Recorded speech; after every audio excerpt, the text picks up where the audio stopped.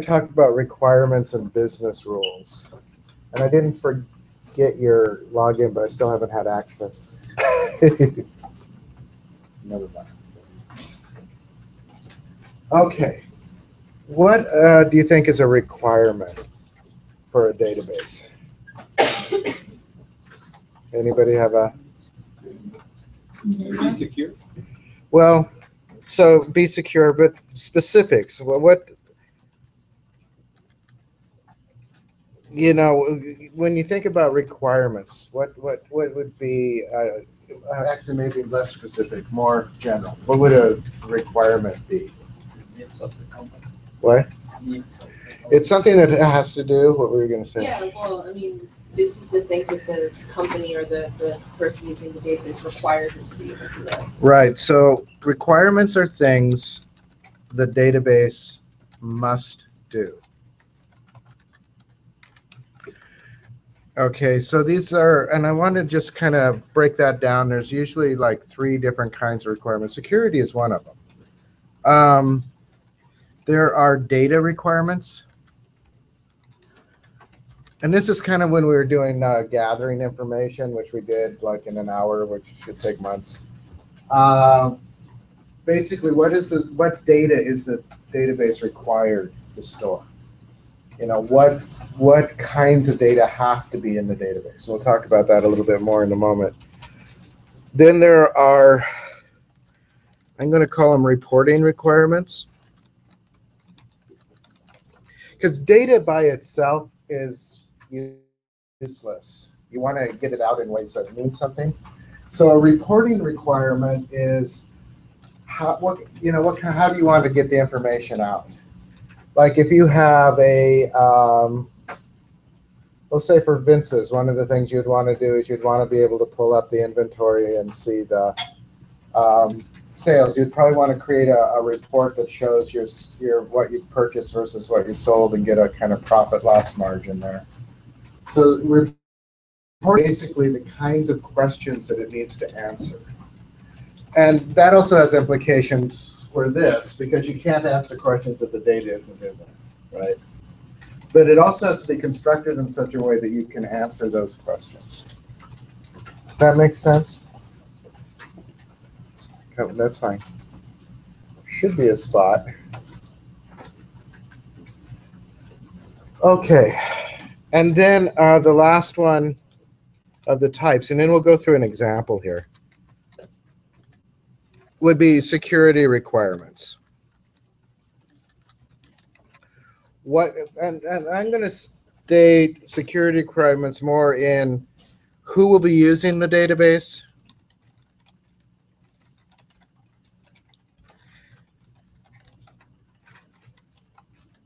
and what permissions will they need. There's also a general, and we'll talk about it more later, where you just protect the database. But actually, most databases, when you talk about security, usually the people that do the most damage are people that have access to it.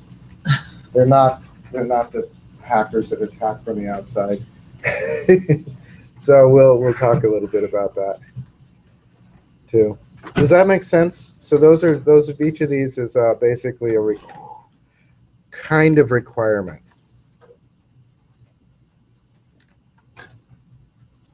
Top, the very top of the notes page, sorry.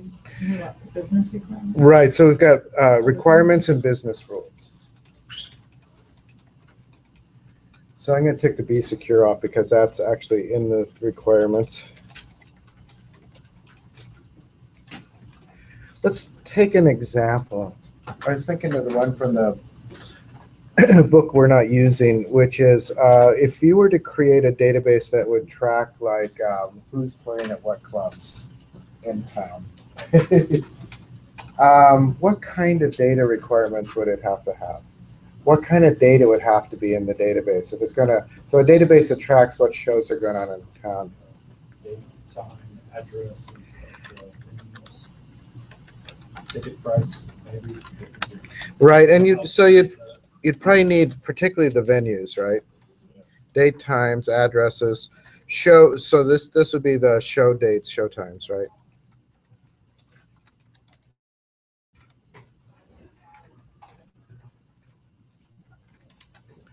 At venues, I'm going to move that because I think that would go with that, the address of the venues. What other kinds of things? Just the kinds of things, these are data needs, things that the data that would have to be in the database.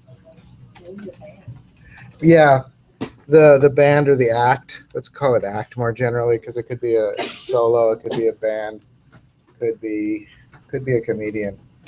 These are data types? These aren't data types, these are data requirements. These are things that have to be in the database. This is just trying to get an example. Seating arrangements? You might. I'm not looking at this as a ticket master. But you might have some seating arrangements, like at least to the point of whether it's, Seating arrangements for capacity. yeah, capacity might be, well, there's two things I could think of that you might want there, although we're not going to go through every detail that you would need in the data. One is you might want the capacity, so let's do the capacity. The other is whether seats are reserved or it's a come as you serve, or whether it's just stand. Yeah. Does that make sense? I'm not sure what you would call that. What? It's reserved versus open seating. That would be good. Reserved versus open. I'm thinking of some places like the Paramount have both, right? So they have floor seating or standing generally, and then they have the seating. I saw the Decemberists there with my daughter who wanted to be right up against the stage. We stood there for hours. I'm getting too old for that. But we were right there on the stage. We literally, could look right at their feet. So I saw Dylan that way too. What other things might you want just for data? All I'm trying to do is get a sense of what I mean by data requirements. These are things that have to be in the database, right? If you're going to know, if you're going to show the shows, you need to know the dates and the times of the show. You need to know the venue addresses. You need to know the act. You need to know, you might want to, this is maybe not as essential, but you probably would want to know the capacity and whether it was reserved versus open. You might want to know, related to the venues again, any restrictions. And by restrictions, I mean like age restrictions. A lot of places are basically bars. What about contact information, either for the act manager or a booking agent for the venue? So you might have contact, and this is partially when we get into business rules, is deciding what kinds of access people are going to have. But let's do contact for the venues. Maybe for the acts.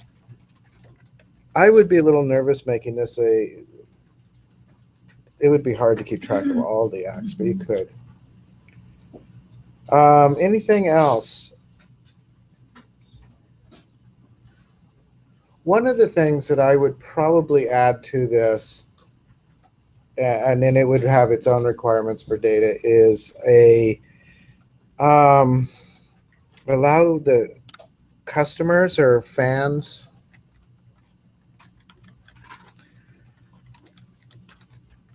with acts they want to be notified about. If you're going to make so customer lists with, Like a subscription almost? Or- yeah, like a subscription. Customer list.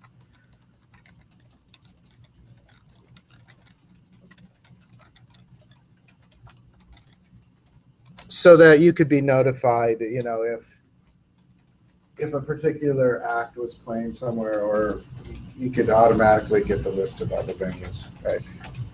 Does that make sense? I mean, there's a lot here that would probably go deeper into the data. So when you do an address, you would want, the city, state, zip, etc. If you do a customer list, you have to decide what customer information you want to keep. You may not need anything other than an email, but you may want more, right? So the data requirements are basically those pieces of data that have to be in the database if the database is going to do its job. Okay, so that's not too hard. Let's think of some reporting requirements. What kinds of reports would you want? And reports are basically the results of queries.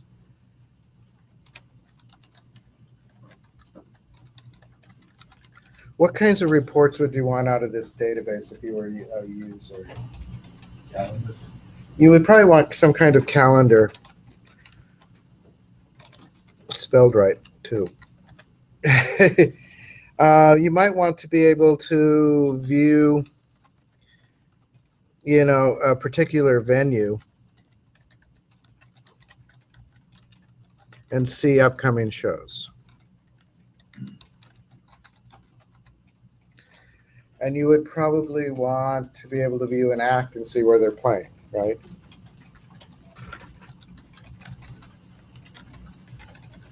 So you are going to have some act information in it.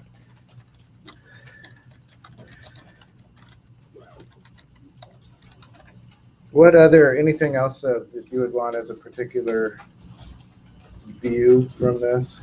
Now the views, when you're using this, you're kind of anticipating forms, web pages, things like that.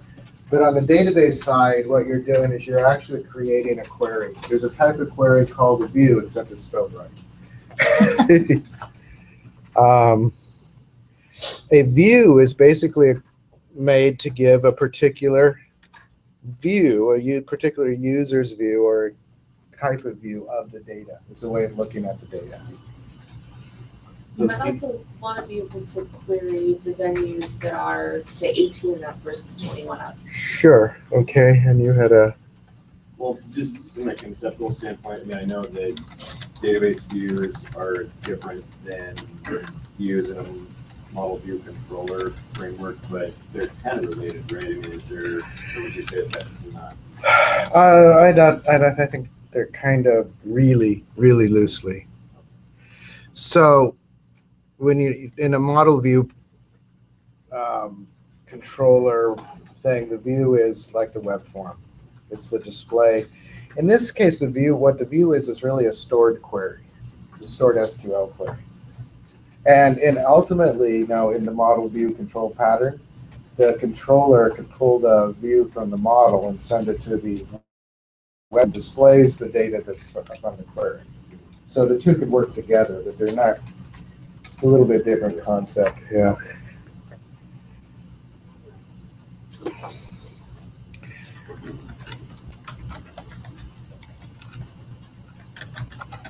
Okay. That might be enough for reporting requirements, right? Sometimes when you're working these out, now when you're actually doing this, I would get a lot more detailed in terms of the data that you're going to see, like list out all the fields. So when you do the venue, what are you going to need to know? Let's just look at venue by itself. I'm backing up a little and then we'll go to the reports again. When you think of, you need the address, city, state, probably zip, probably a phone, maybe a web page. What else would you need to know about a venue? Certainly you need to know the name. You might need to know, you might have an email for it. Did I put that? You might have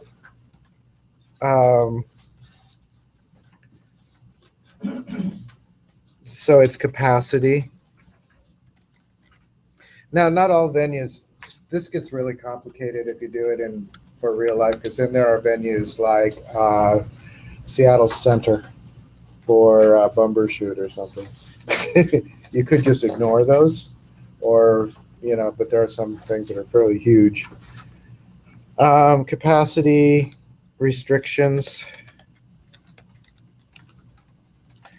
Anything else that would go with venue? You might have some brief description.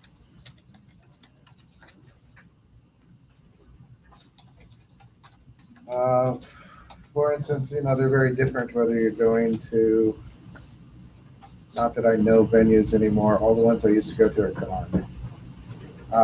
But say the jazz club versus Sonic, there's sort of a different vibe between the two, so a description could be useful. Jazz Alley, I guess it is. Yeah.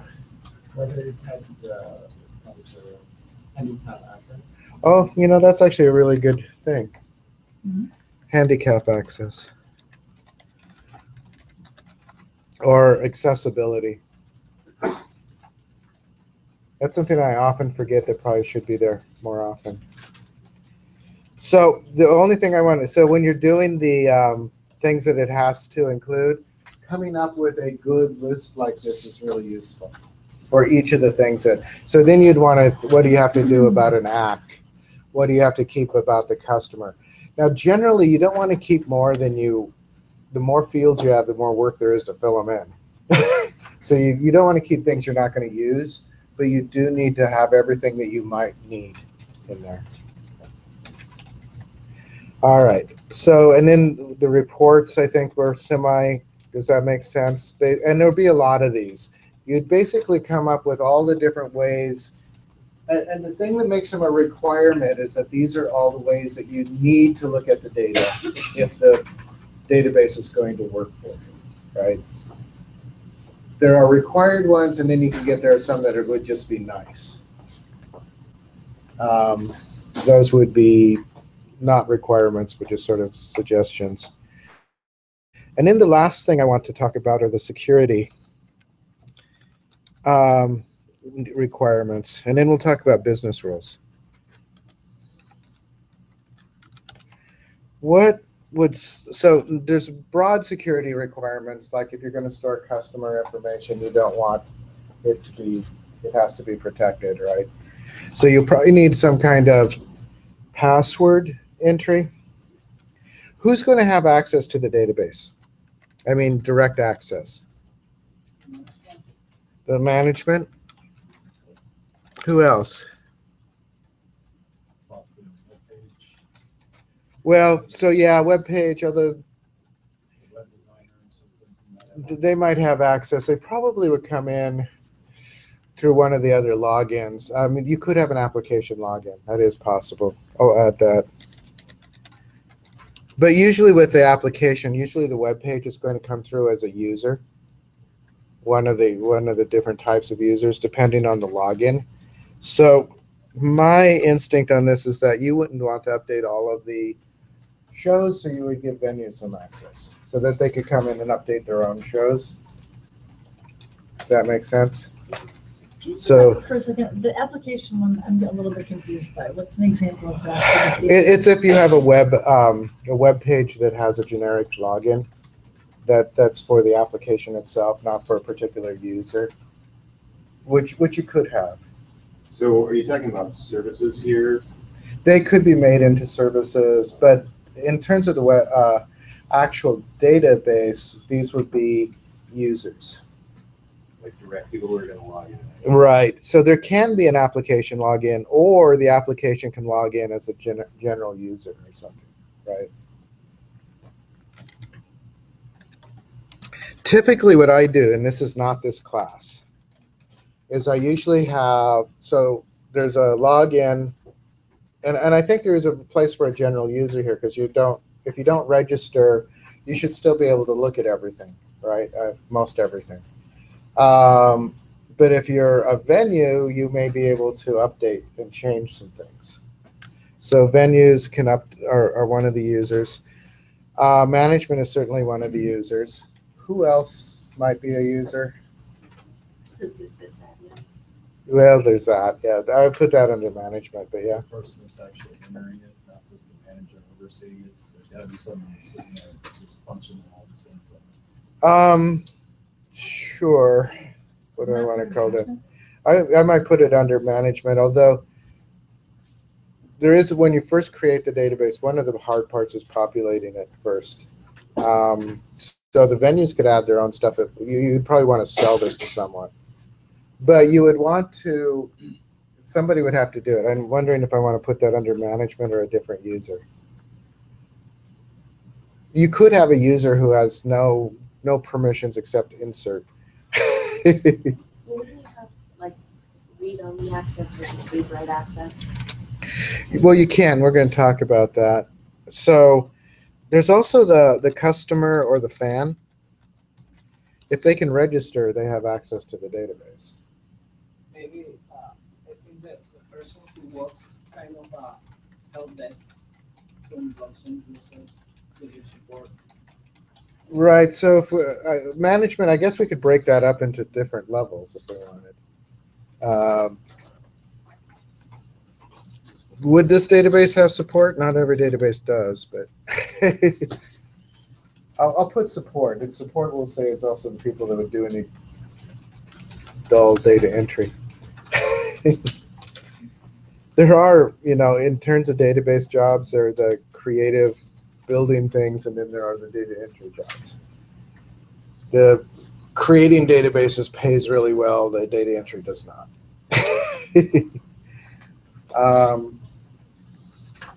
Let's look at, so users in general who haven't registered, what kind of access do they need to the database? So I'll give you a list of kinds of things that you can do with a database. You can select, which basically means you can read it, right? You can insert, which means you can put in new records.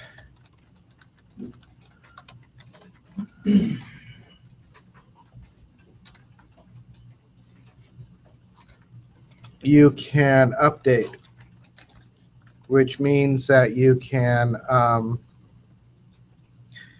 change or edit existing records.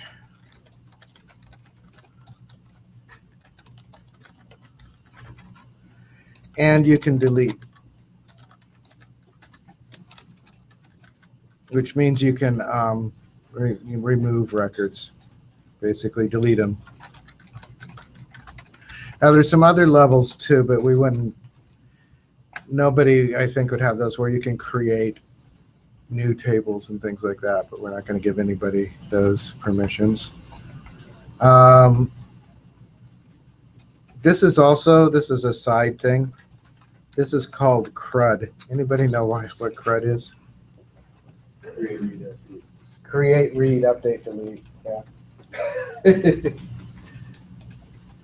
So insert would be create, read would be select, update is update, and delete is delete. But yeah, they call it CRUD. So if a database has, if you have CRUD access, you can insert, update, delete, and select. So in the general user, what permissions should they have? Read, that's really all they need. They just look at things, right? They aren't going to change anything. So if they aren't registered or anything, they can just read. Here's the thing, and I'm not going to go into it in total detail, but eventually when we do the security, you have to say, can they read everything? Are there parts that they should not be able to read?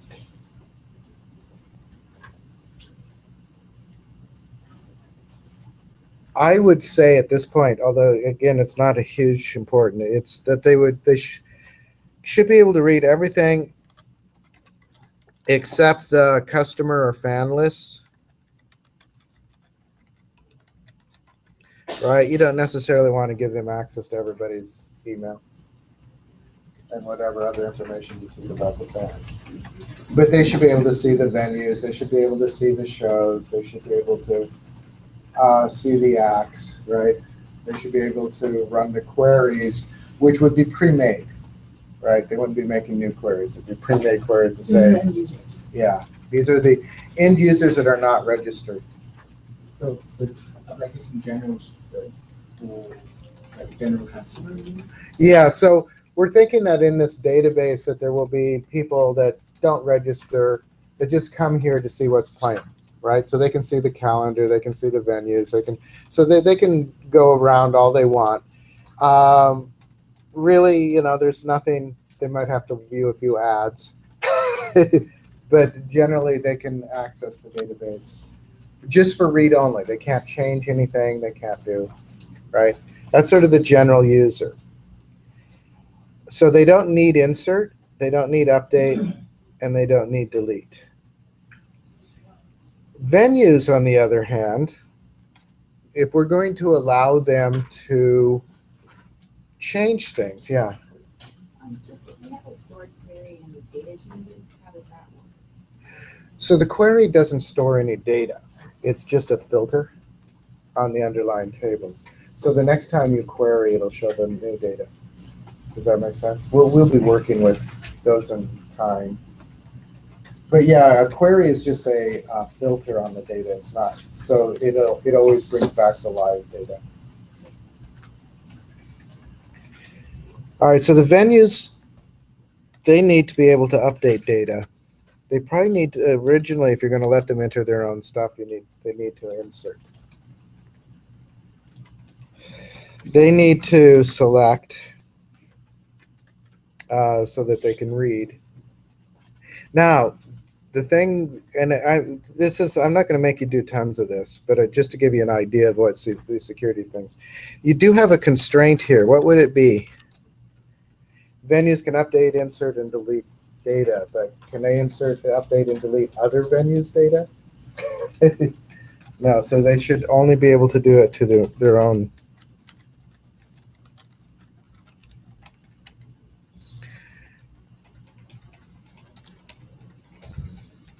So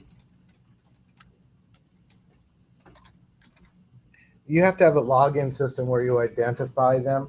And then when you identify them, you basically filter the data they see so they can only see and edit their own. That happens more in an application than it does in the database itself. So when you create the web pages and stuff, you make sure you get their user ID, and queries are all based on that user ID, so they only see their own stuff for editing.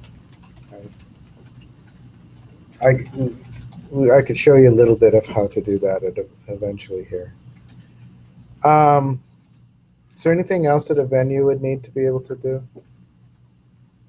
I'm not sure I would let them delete. I think if they want to delete, they have to ask the management to delete. Or instead, add a field that says show's been canceled, that only shows. Well, they can do, yeah, they can cancel a show. One of the things in general with databases is that, particularly in the modern world, deletion is something that they don't do.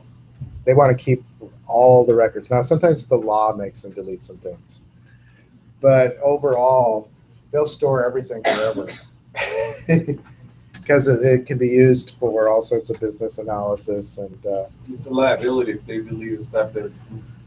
It can be. So it gets complicated legally. So for instance, every ISP has to store your emails, all of them, for 5 years. And the NSA or whoever can ask for them. They need a warrant technically. But they do deliver secret warrants for them so that they don't necessarily get to tell you that there was a warrant. And when they do the warrants, it's usually not on an individual, although sometimes it is. It's often for a huge batch of them. Microsoft was fighting them recently, and somebody else was fighting them on a recent warrant. It's in the news. But by law, they have to keep your emails. So when you delete an email, it is not deleted, just so you know that. It's still on the server. It's not in your little window, but it's still on the server. Also, emails are certainly not private, so don't send anything too private in an email. Not that they probably spend lots of hours reading your stuff, but they could if they really wanted to. And then there are some things like credit card information. Some companies, and this is getting into business rules, which we will in a moment. Some companies have a rule that they delete the account information every so often, whatever their business rule is. Others will keep it forever. So it's The thing is that the storage is cheap enough now that companies, if they don't have to get rid of it, they probably won't. You know, and even past sales, like one of the things this database could be useful for is to go back in the past and see what shows there were as well as what shows there are, right? And you could even go back and do some analysis of, you know, what bands have been popular at different times or whatever in the area. Can't you keep information like how many tickets have been sold? You could. Now when I was thinking of this, I wasn't thinking of it as a competition for ticket manager or something, partially because that's a hugely complicated system. So what I would do in this was probably just tell you where to go get tickets, as opposed to selling tickets online. Also, if you sold tickets, probably Ticketmaster would crush you in some way. She came up with a really good way to do it, which people just buy you. Yeah, so there's two. Either they would crush you or they would buy you, but they wouldn't let you continue unabated. Mine is not bad. Yeah, reminds me of an old Homer Simpson thing back in the 2000s. It was a really old Homer Simpson, but he started a tech company in his basement. He had no idea what he was doing, but Bill Gates comes in, buys it, and then breaks everything up. All right, so the customer or the fan, just real quickly, they would be able to select, and they would be able to insert an update. But again, only their own information. What would a customer be able to insert an update for? So you don't want to register them, right? Right. So they need to be able to register themselves. Oh, That's the insert. The update is if they need to change something about their own, you know, information. Say their email changes or their phone number changes. And again, you don't want to monitor that because that's way too much work. You want them to do it. And then the other thing that, and the customer would probably need to select, insert, and update. Again, only their own information. The other piece of this would be which acts they want to follow and which venues. So those would be in other tables, and they would need to be able to insert and update those. Possibly delete. Again, they're only their own records. The point of this isn't the detail at this point. The point is that there are security requirements. And the security requirements are really mostly at this point about access. Who uses the database and what permissions do they need in the database? Right, so it's not so much. Later we'll talk about how you defend the whole database. You know, we'll talk about encrypting passwords and things like that. But right now it's just a matter of access. So just a quick repeat on that. There are data requirements, which are just what is to be stored in the database. Information have to be in the database for it to work the way it's being asked to work. Reporting requirements are what kinds of queries, what kinds of reports do you need to get out of the database to make it useful to your business plan. And then the security requirements are access, who has access and what kind of access do they have. So those are requirements. What would be a business rule? Business rules are slightly different. Anybody have an idea? What's the difference between a business rule and a requirement? It's very subtle. It's okay if you don't, I'm just asking. So a business rule is really about how you're going to do things. So it's about how and how things are done and what, you know, kind of what order things are done in, what's the requirements. For instance, a business rule could be that venues have to enter their own, you know, their own schedules.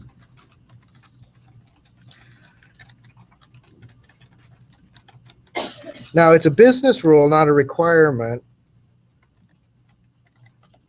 because the requirement is that you have the venues and the schedules. How it's entered, who does it, that's more of a rule. You might have, what else would we? Maybe if you want to make some updates, you will need a confirmation. You could do a confirmation email for which? For the venue or for the customer? I'm not sure, but you could have a rule. You could have a rule that venues must, this isn't exactly what you were saying, must update weekly. How you enforce that, I don't know. You'd have to have some blackmail on them. I've seen some websites, if you don't update your things, they'll actually lock your account and you have to call customer service. Yeah, I mean, you could do that. It just makes it irritating enough that they keep up with it. Right, and you'd have to give this enough exposure that venues would want to do this. You know, maybe even pay you to do this. You're real lucky. But this would be a rule, right? Not a requirement, because it doesn't affect the structure of the database. It affects how it's being used. You were talking about confirmations. You might, I don't know if you might do like a confirmation email for new customers, people that sign in. You know, some places, I mean, and a business rule can go beyond like that you will do a confirmation email. It might be that you will do a confirmation email within, 5 hours or something. Typically they're automated, so.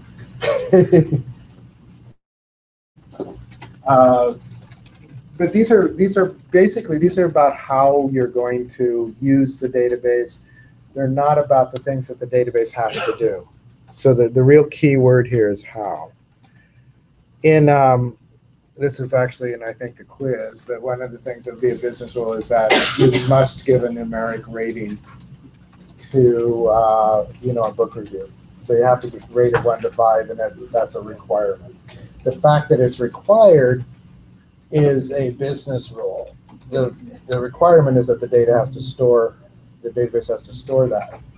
And there has to be a field for that. But the rule is that you're going to make them do it. Right? Not all rules are enforceable in the database. A lot of the rules have to be enforced in the software that talks to the database. Does that make sense? Another kind of business rule, if you had a library database, I'm thinking of the library, they have a limit on how many books you can have checked out at once, right? So that's a business rule that they'll do a quick query to see. So if you have 20 things checked out, they'll say you can't check anything more out. I'm not sure what the limit is at the library. At the library? Yeah. 50 books and 50? 50 books on hold. That's a lot. And yet I keep running up against it. If I took that many books out, I would own the library for fines. Yeah.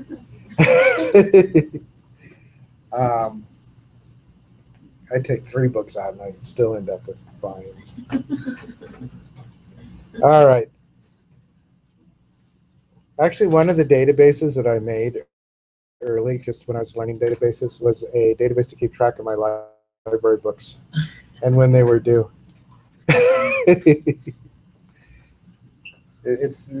I would actually, once we start actually building databases and stuff, building little databases around the house, like an inventory database for your house, which can be really useful if you have enough stuff. It can be useful for insurance purposes and things. Databases for just kinds of activities that you're doing. Things, if you're a collector of something, a database of like all of your Blu-rays or something could be really useful as a way just to learn and practice database. My problem, so I have hundreds of Blu-rays and DVDs, but I have thousands of books. The real killer is I can make the database, but data entry is is a killer. So I usually get about 20 in and then I give up.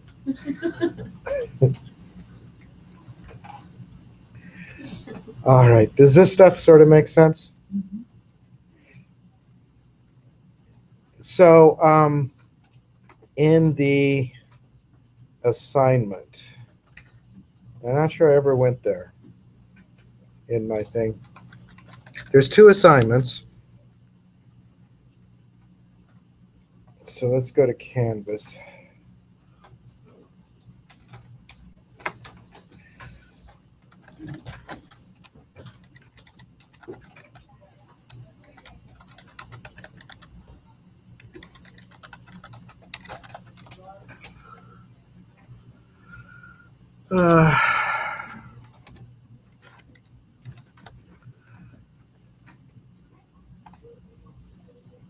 So let's go to the right class. And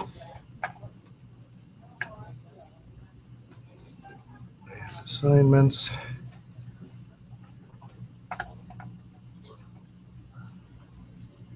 So there's an individual business and requirements assignment. And I did put individual. This is basically gives you just a little database, and it's kind of doing like we did. I realize that, and I will be fairly forgiving because of that we're inventing this out of thin air. You know, which is really hard to do. If you're doing with a real database for a real purpose, there are tons of facts and details to work with. Inventing it whole cloth out of the top of your head is difficult, especially if you're tired or busy and other things. So I know that. I mean, it's real. This is a bit unnatural to have to spin it out of nothing. But basically, this is a home business where you're doing selling on eBay or somewhere. You buy things, you sell them for more. There are a lot of people that make money doing that. It would be really good to have a database for that so that you know what you're buying, what you're selling, what needs to be shipped where, etc. So I said basically, you know, just like 5 requirements and some business rules.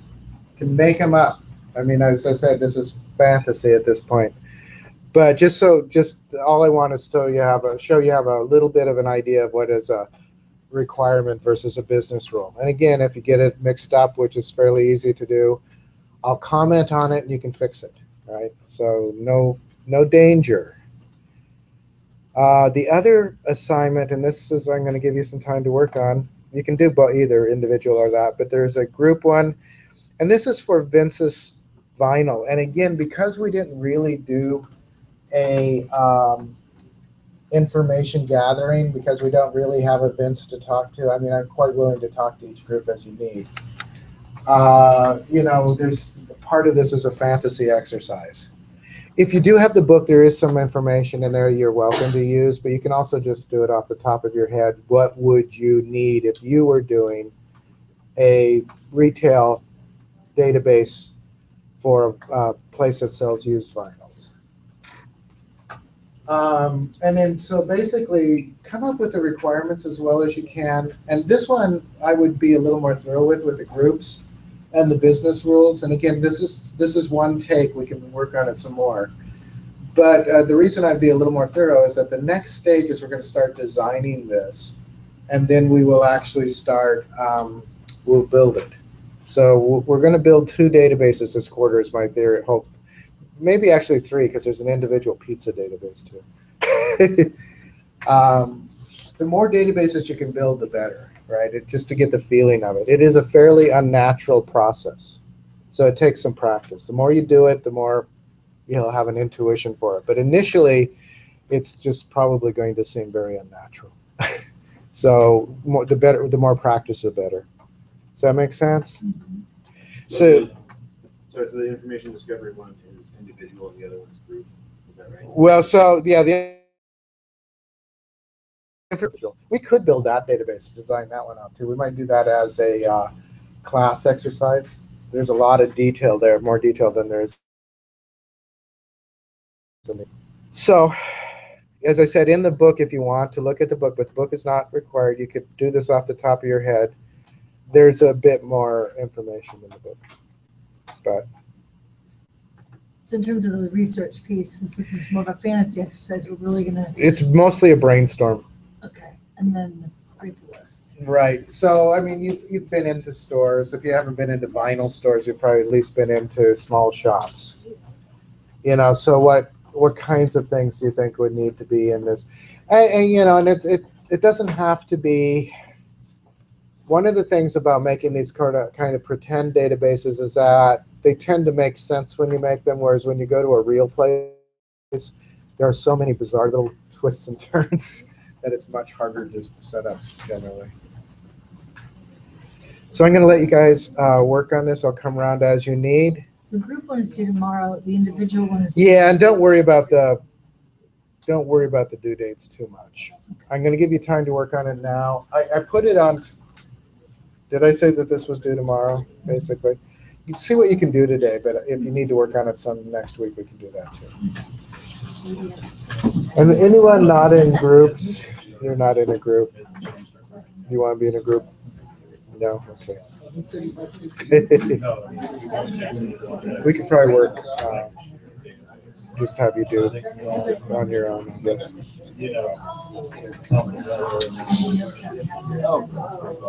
All right, so I'm going to, so there was a video of this talk.